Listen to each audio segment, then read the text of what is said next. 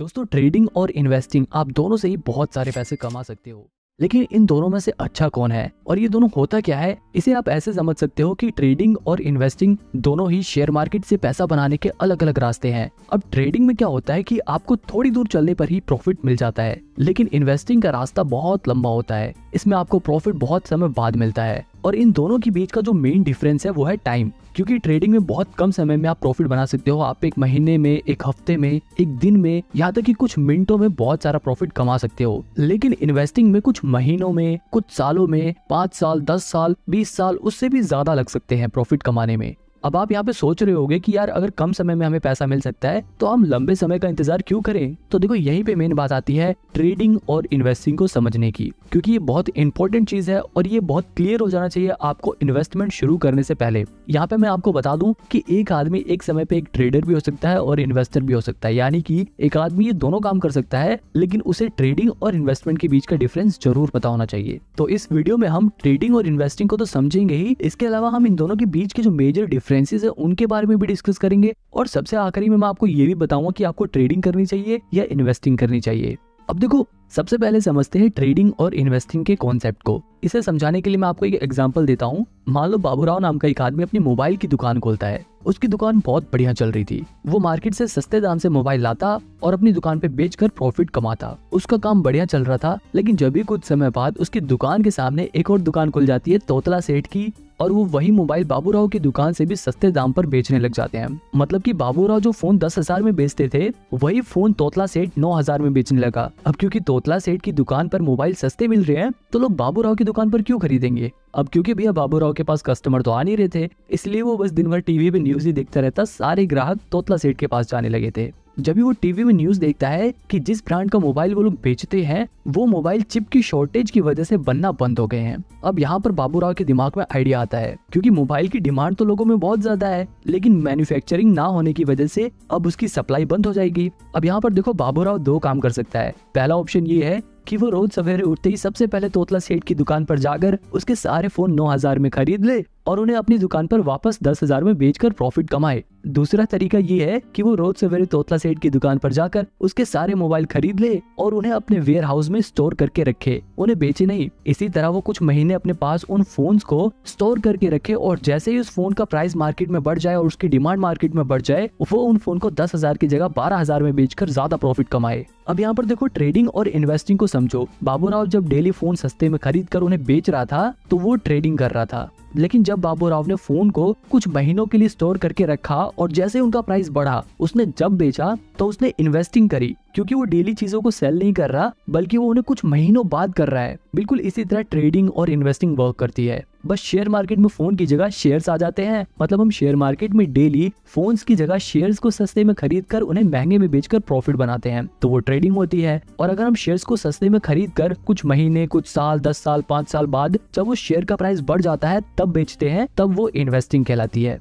देखो, यहाँ दोनों के बीच का जो मेजर डिफरेंस है वो है टाइमिंग। आई होप अब आपको ट्रेडिंग और इन्वेस्टिंग का कॉन्सेप्ट समझ आ गया होगा। अगर नहीं आया तो आपको आगे जरूर आ जाएगा। अब देखो, इन्वेस्टिंग में क्या होता है, लोग अच्छी कंपनियों के शेयर ढूंढते हैं, और जैसे ही उन्हें कोई ऐसी कंपनी मिलती है जो फ्यूचर में अच्छा खासा प्रॉफिट जनरेट करेगी, अच्छा परफॉर्म करेगी, वो उस कंपनी के ऊपर फंडामेंटल रिसर्च करते हैं और ये पता लगाते हैं कि क्या ये कंपनी इन्वेस्ट करने लायक है या नहीं, क्या इस कंपनी में अगर हम पैसे लगाएंगे तो बढ़ेंगे या नहीं बढ़ेंगे। अगर उन्हें उनके इन सवालों के जवाब मिल जाते हैं तो वो उस कंपनी में अपना पैसा लगा देते हैं, और वो कंपनियां इन इन्वेस्टर्स के पैसों को लेकर अपने नए प्रोडक्ट लॉन्च करती हैं, अपने बिजनेस को और बड़ा करती हैं, नए एम्प्लॉइज को हायर करती हैं ताकि उनकी प्रोडक्शन बढ़ सके, ताकि वो लोग ज्यादा प्रोडक्ट्स को बना सके और ज्यादा चीजें बेचकर ज्यादा मुनाफा कमा सके। और जब उनको ज्यादा मुनाफा होता है तो वो अपने इन्वेस्टर को खुश करने के लिए उस मुनाफे में से थोड़ा थोड़ा हिस्सा दे देते हैं। इस छोटे छोटे हिस्से को ही डिविडेंड बोलते हैं, क्योंकि देखो, इन्वेस्टर जो होता है वो लॉन्ग टर्म के लिए इन्वेस्ट करता है, तो उसे आखिरी में जो रिवॉर्ड मिलता है वो तो मिलता ही है, लेकिन कंपनियां बीच बीच में थोड़ा थोड़ा डिविडेंड देकर, थोड़ा थोड़ा प्रॉफिट का हिस्सा देकर अपने इन्वेस्टर को खुश करती रहती हैं।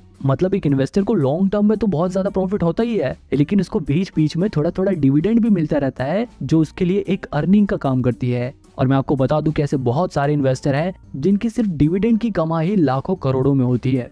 वही दूसरी तरफ जो ट्रेडिंग होती है, उसमें जो ट्रेडर होते हैं उन्हें इस बात से कोई भी फर्क नहीं पड़ता कि कंपनी क्या काम करती है, कंपनी प्रॉफिट कमाती है या नहीं कमाती, कंपनी का मैनेजमेंट कैसा है। वो फंडामेंटल एनालिसिस पर ध्यान नहीं देते। एक ट्रेडर सबसे ज्यादा ध्यान देता है टेक्निकल एनालिसिस पे। वो चार्ट एनालिसिस पे ध्यान देता है, वो शेयर्स के प्राइस को ट्रैक करता है कि शेयर का प्राइस कब घट रहा है कब बढ़ रहा है, वो उसमें अपॉर्चुनिटीज ढूंढता है। मतलब एक ट्रेडर का काम ऐसा होता है कि वो रोज सवेरे उठते ही सबसे पहले मार्केट खुलते ही किसी भी एक कंपनी का शेयर उठा देगा और उसके प्राइस की मूवमेंट को ट्रैक करेगा। अगर उस ट्रेडर को टेक्निकल और चार्ट एनालिसिस करने के बाद ये लगता है कि शेयर का प्राइस बढ़ेगा तो वो उसे कम रेट पर खरीद लेगा और जैसे ही उस शेयर का प्राइस बढ़ेगा उसे बेचकर प्रॉफिट कमा लेगा। जबकि इन्वेस्टमेंट में क्या था, जो इन्वेस्टर था वो शेयर को सस्ते में खरीद कर उसे कई साल बाद बेचता है जब उसका प्राइस बढ़ जाता है। अब आपको ये समझ आ गया होगा कि एक ट्रेडर कैसे काम करता है और एक इन्वेस्टर काम कैसे करता है। अब देखो इनके बारे में मैं और डिटेल में नहीं जाऊंगा वरना वीडियो बहुत बड़ी हो जाएगी। अब सीधे हम डायरेक्ट इनके डिफरेंस के बीच में आते हैं, इन दोनों के बीच के अंतर के बारे में बात करते हैं। सबसे पहले डिफरेंस तो टाइम का ही था। ट्रेडिंग कम समय का प्रोसेस है और इन्वेस्टिंग लंबे समय का गेम है। इसके अलावा अगर रिस्क के हिसाब से देखा जाए तो ट्रेडिंग में बहुत ज्यादा रिस्क होता है जबकि इन्वेस्टिंग में रिस्क बहुत ही कम होता है।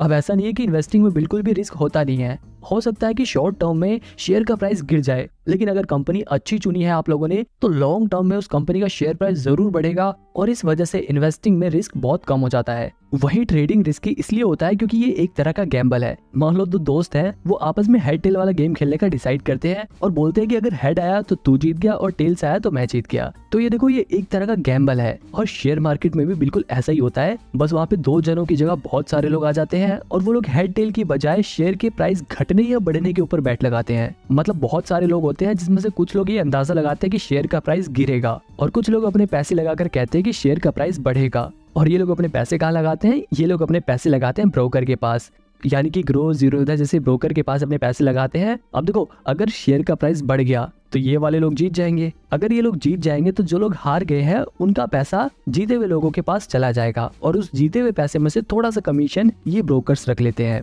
और इतना ही नहीं, इस जीते हुए हिस्से में से सरकार भी टैक्स के नाम पर अपना हिस्सा इनसे ले लेती है। अब यहाँ पर ये देखो कि जो ब्रोकर है और ये जो गवर्नमेंट है इनको तो हमेशा कमीशन और टैक्स मिलेगा, चाहे ये लोग जीते चाहे ये लोग जीते। लेकिन लॉन्ग टर्म में नुकसान किसका होता है, सिर्फ ट्रेडर्स का।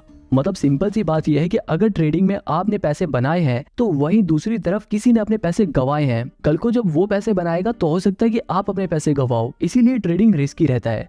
अब वापस अपने डिफरेंस की ओर चलते हैं। अब देखो एक और चीज है इन्फॉर्मेशन। ज्यादातर लोग ट्रेडिंग करते हुए प्राइस घटेगा या बढ़ेगा इस बात का पता लगाने के लिए टेक्निकल एनालिसिस करते हैं। वहीं अगर बात करें इन्वेस्टिंग की तो यहाँ पर इन्वेस्टर इस बात का पता लगाने के लिए कि कंपनी का शेयर प्राइस फ्यूचर में बढ़ेगा या नहीं बढ़ेगा, कंपनी फ्यूचर में ग्रो करेगी या नहीं करेगी, इसके लिए इस्तेमाल करते हैं फंडामेंटल एनालिसिस का। अब अगर आपको ये फंडामेंटल एनालिसिस सीखना है तो आप मेरी ये वाली वीडियो देख सकते हो, इसमें मैंने डिटेल में फंडामेंटल एनालिसिस को समझाया है। अब देखो एक और चीज है स्ट्रेस। जो ट्रेडिंग वाला बंदा होता है वो हमेशा स्ट्रेस में रहता है। अगर उसको प्रॉफिट हो गया तब तो वो पूरे दिन खुश रहेगा, लेकिन अगर उसको लॉस हो गया तो उसके दिमाग में पूरे दिन वही बात घूमती रहती है। ट्रेडिंग करते वक्त हर पल उसे बहुत टेंशन रहती है। अगर शेयर प्राइस गिर गया तो उसकी सांसें फूलने लगती हैं और जैसे शेयर प्राइस बढ़ने लग गया तो एकदम खुश होने लगता है। तो कहने का मतलब ये है कि ट्रेडिंग में बहुत ज्यादा स्ट्रेस रहता है जबकि इन्वेस्टिंग में स्ट्रेस बिल्कुल नहीं रहता, क्योंकि ये एक लॉन्ग टर्म प्रोसेस है। हो सकता है कुछ समय के लिए आपके शेयर प्राइस गिर जाए, लेकिन अगर आपने कंपनी अच्छी चुनी है तो फिर महीने बाद, एक साल बाद, कुछ साल बाद शेयर प्राइस जरूर बढ़ेगा और फ्यूचर में आपको प्रॉफिट होगा। अब देखो ट्रेडिंग वाला बंदा हरदम शेयर के बारे में देखता रहता है,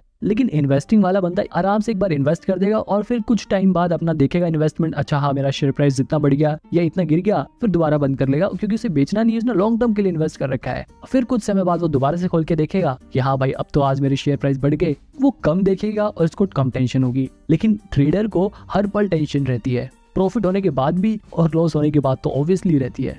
एक और सवाल है कि ट्रेडिंग में ज्यादा पैसे हैं या इन्वेस्टिंग में। अब देखो इस सवाल का जवाब बड़ा ही मुश्किल है, क्योंकि ट्रेडिंग में आप बहुत कम समय में बहुत ज्यादा पैसा कमा सकते हो, लेकिन इन्वेस्टिंग में आप ज्यादा समय में इतना ज्यादा प्रॉफिट कमा सकते हो कि कोई सोच भी नहीं सकता। क्योंकि इन्वेस्टिंग में कंपाउंडिंग अपना असर दिखाती है और पैसा बढ़ते बढ़ते बढ़ते बहुत ज्यादा बढ़ जाता है। वही अगर ट्रेडिंग की बात करें तो ट्रेडिंग में एक प्लस पॉइंट ये है कि आप ट्रेडिंग को कम पैसे में भी कर सकते हो, यानी कि आप कम पैसा लगाकर भी प्रॉफिट जनरेट कर सकते हो। लेकिन अगर इन्वेस्टिंग की बात करें तो सिर्फ आप 1000-2000 लगा के बहुत सारा पैसा कमा नहीं सकते। आप ट्रेडिंग में 1000-2000 लगाकर 5-10 हजार रुपए का मुनाफा कमा सकते हो, लेकिन जैसे कि मैंने बताया था कि रिस्क यहाँ पे ज्यादा होता है। ट्रेडिंग में आपके ये भी चांसेस है कि आप अपने 1000-2000 रुपए गवा दो, लेकिन इन्वेस्टिंग में आपके 1000-2000 रुपए कुछ कम हो सकते हैं। अगर आपने बिल्कुल ही खराब कंपनी चुन ली तो हो सकता है कि आपके पैसे कुछ कम हो जाए, लेकिन पूरे कभी खत्म नहीं होंगे। बहुत ज्यादा गिरने लगे तो आप उसे बेच सकते हो। तो मतलब ट्रेडिंग बहुत ज्यादा रिस्की है, लेकिन आप ट्रेडिंग में कम पैसे से भी ज्यादा पैसा कमा सकते हो। बात करें एक्सपेंस की, अगर आप ट्रेडिंग करते हो तो आपको ज्यादा चार्जेस देने पड़ेंगे, लेकिन अगर आप इन्वेस्टिंग करते हो, आप डिलीवरी में शेयर्स को खरीदते हो, तो आपको ब्रोकरेज कम देना पड़ेगा, यानी कि कम चार्जेस देने पड़ेंगे। जैसे कि मैंने आपको ऊपर वाले एग्जांपल में बताया था कि लोग ट्रेडिंग में बहुत सारी ट्रांजैक्शन करते हैं, इसलिए उनके ऊपर चार्जेस लगकर बहुत ज्यादा चार्जेस हो जाते हैं। लेकिन इन्वेस्टिंग में लोग एक बार शेयर खरीद लेते हैं तो उसे कई सालों बाद बेचते हैं, इसलिए उसके ऊपर चार्जेस बहुत कम लगते हैं। अगर लर्निंग की बात करें कि आप लोग ट्रेडिंग जल्दी सीख सकते हो या इन्वेस्टिंग जल्दी सीख सकते हो, अब देखो ये दोनों ही बड़ी कॉम्प्लेक्स चीजें हैं, पर मेरा ऐसा मानना है कि इन्वेस्टिंग सीखना ज्यादा आसान है एज कम्पेयर टू ट्रेडिंग, क्योंकि ट्रेडिंग बहुत ही रिस्की है। ट्रेडिंग में जो प्रोफेशनल लोग होते हैं सिर्फ वही पैसा बना पाते हैं, और जो नए लोग होते हैं उनमें से 90% लोग अपना 90% पैसा 90 दिनों के अंदर ही गवा देते हैं। अब अगर ब्रोकरेज चार्जेस की बात करें तो चाहे ट्रेडिंग हो या इन्वेस्टिंग हो, दोनों में ही जो ब्रोकरेज चार्जेस होते हैं वो हर ब्रोकर अपने हिसाब से अलग अलग चार्ज करता है। अगर बात करें ट्रेडिंग की तो यहाँ पर ब्रोकरेज चार्जेस 0.03% से लेकर मैक्सिमम 20 रुपीज पर ट्रांजैक्शन होता है ज्यादातर ब्रोकर्स का। इसके अलावा एम स्टॉक जैसे कुछ ब्रोकर तो ऐसे भी हैं जिनके पास 1000 रुपए से लेकर 2000 रुपए तक का प्लान होता है, जिन्हें खरीदने पर आपका लाइफ टाइम ब्रोकरेज चार्जेस नहीं लगेगा। लेकिन यहाँ पर ध्यान देने वाली बात यह है कि सिर्फ ब्रोकरेज चार्जेस नहीं लगेगा। इसी तरह अगर आप इन्वेस्टमेंट करते हो यानी कि डिलीवरी में शेयर्स को खरीदते हो, तो वहां पर भी जो ब्रोकरेज चार्जेस होता है वो 0.003% से लेकर 20 रुपीज मैक्सिमम पर ट्रांजैक्शन होता है। हालांकि डिलीवरी में भी जीरो था, जैसे कुछ ब्रोकर ऐसे हैं जो 1 भी रुपए ब्रोकरेज चार्जेस नहीं लेते, लेकिन इन ब्रोकर्स के पास आपको लगभग 300-350 रुपए अकाउंट मेंटेनेंस चार्जेस देने होते हैं हर साल। ये सब तो ब्रोकरेज चार्जेस थे जो ब्रोकर्स चार्ज करते हैं, लेकिन इसके अलावा गवर्नमेंट भी प्रॉफिट में से अपना टैक्स डिडक्ट करती है। अगर बात करें सिर्फ ट्रेडिंग की तो ट्रेडिंग पे जो प्रॉफिट होता है उस पर लगभग 28% टैक्स देना पड़ता है। वहीं अगर बात करें इन्वेस्टमेंट की, यानी कि अगर हमें लॉन्ग टर्म कैपिटल गेन होता है तो उस पर हमें 20% टैक्स देना पड़ता है। आप में से कुछ लोगों के दिमाग में ये डाउट होगा कि हम ट्रेडिंग या फिर इन्वेस्टमेंट कम से कम कितने रुपए से स्टार्ट कर सकते हैं। तो देखो, आप मिनिमम 100 रुपए से ट्रेडिंग और इन्वेस्टमेंट दोनों ही स्टार्ट कर सकते हो। ट्रेडिंग में आप अपना पैसा फ्यूचर एंड ऑप्शंस में लगा सकते हो, इंट्राडे ट्रेडिंग में लगा सकते हो। इन्वेस्टिंग में आप डायरेक्ट कंपनी के शेयर्स में अपना पैसा लगा सकते हो या फिर म्यूचुअल फंड के जरिए इन्वेस्ट कर सकते हो। अब देखो, यहाँ पर एक और चीज तो ध्यान देने वाली है, अगर आप ट्रेडिंग करना चाहते हो, अगर आप फ्यूचर एंड ऑप्शंस में इन्वेस्ट करना चाहते हो, तो इसके लिए आपके पास इनकम स्टेटमेंट होना जरूरी है। जबकि ट्रेडिंग में आपको इनकम स्टेटमेंट की कोई जरूरत नहीं होती, बस आप अपना डीमेट अकाउंट खुलवाओ और इन्वेस्ट करना स्टार्ट कर दो। ट्रेडिंग और इन्वेस्टिंग की बात यहीं पर खत्म करते हैं और मेन सवाल का जवाब जानते हैं कि आखिर आपको क्या करना चाहिए, आपको ट्रेडिंग करनी चाहिए या इन्वेस्टिंग करना चाहिए। अब देखो, आपको मैं यहाँ पे बिल्कुल साफ साफ बता दूं, अगर आप अभी बिल्कुल नए नए शेयर मार्केट के बारे में सीख रहे हो तब तो बिल्कुल भी ट्रेडिंग की तरफ मत जाना। कभी आप ऐसा सोचो कि आप 1000-2000 रुपए लगा के उसे 5-10 हजार रुपए बना लोगे और फिर 5-10 हजार को 1 लाख करोगे और फिर 1 लाख को 1 करोड़, ऐसे करके आप बहुत सारे पैसे कमा लोगे। ऐसा नहीं होता। अगर आप बिल्कुल नए नए शेयर मार्केट में आए हो, पहली बारी बेशक आप कुछ पैसे बना लो, लेकिन उसके बाद आप अपने पैसे जरूर गवाओगे और वहीं पर आप डीमोटिवेट हो जाओगे। तो इसलिए पहले शेयर मार्केट्स के बेसिक्स को सीखो। इन्वेस्टिंग के जरिए आप डिलीवरी में शेयर्स को खरीदो, उनकी मूवमेंट को ट्रैक करो। आपको धीरे धीरे जब एक्सपीरियंस होने लगेगा, आपको धीरे धीरे जब ये पता लगने लग जाएगा कि शेयर मार्केट कैसे वर्क करता है, तब आप धीरे धीरे अपना ट्रेडिंग में कदम रख सकते हो। लेकिन एकदम से ही ट्रेडिंग मत करने लग जाना। यहाँ पर आप ये ध्यान रखना कि जब आप ट्रेडिंग सीख रहे हो तो उस समय ज्यादा पैसे नहीं लगाने आपको ट्रेडिंग में, आपको कम पैसे से शुरुआत करनी है और जैसे जैसे आपका एक्सपीरियंस बढ़े वैसे वैसे आप अपने पैसे बढ़ा सकते हो। यहाँ पर एक और बात ध्यान देने वाली है कि शुरुआत में जब आप ट्रेडिंग सीख रहे हो तो ऐसा ब्रोकर चुनना जिसका यूजर इंटरफेस आसान हो और वहां पर अकाउंट मेंटेनेंस चार्जेस या फिर प्लेटफॉर्म चार्जेस ना लगे और जिनके ऐप का यूजर इंटरफेस इतना बढ़िया हो कि आप जब भी ट्रेडिंग या इन्वेस्टिंग करो तो आपकी साइट क्रैश ना हो जाए और आपके पैसे ना अटक जाए। आप इसके लिए शुरुआत में एंजल वन जैसे ब्रोकर के जरिए ट्रेडिंग करना स्टार्ट कर सकते हो और अगर आपके पास थोड़े पैसे आ जाए तो आप जीरोधा, एंजल वन, अपस्टॉक में से किसी में भी डीमेट अकाउंट खोल के ट्रेडिंग स्टार्ट कर सकते हो। लेकिन मैं आपको फिर भी सजेस्ट करूंगा कि आप ट्रेडिंग जब ही करना जब आप खुद के पैसे कमाने लग जाओ और अपने पैसे गंवाने का रिस्क ले सको, क्योंकि बहुत सारे ऐसे लोग हैं जिन्होंने अपना पैसा गंवाया भी है। लेकिन आपको हमेशा पॉजिटिव साइड सोच के चलनी है। चाहे आप इन्वेस्टिंग करो चाहे ट्रेडिंग करो, आपको यकीन रखना है कि हाँ, मैं प्रॉफिट अर्न कर सकता हूँ। और अगर आप एक सैलरीड पर्सन, आप हर महीने कमाते हो, आपका मेन मकसद सिर्फ अपने पैसों को भविष्य में सिर्फ बढ़ाना है, तो ऐसे लोग सिर्फ इन्वेस्टिंग कर सकते हैं। वो लोग म्यूचुअल फंड में अपने पैसे लगा सकते हैं, उन्हें ट्रेडिंग करने की कोई भी जरूरत नहीं है। अब इन सभी ब्रोकर के बारे में डिटेल में जानने के लिए आप मेरी ये वाली वीडियो देख सकते हो।